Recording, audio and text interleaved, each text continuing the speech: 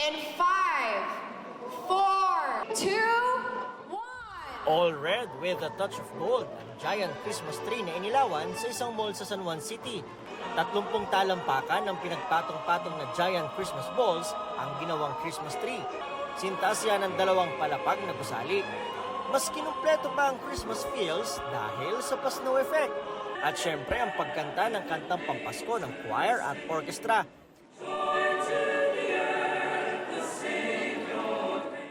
What we wanted to highlight or showcase here is about the spirit of Christmas as one family. Ramdam na ramdam po yung yung Christmas spirit po, yung pagka-lighting ng Christmas tree.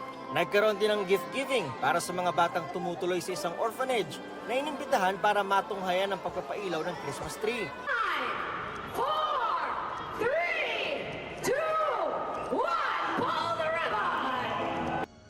Muli namang pinailawan ng 1.9 kilometers na kahabaan ng Ayala Avenue kanina. Excited kami kasi every year po dito sa Ayala may pailaw sila na may pagganap silang mga lighting na inaabangan talaga every year.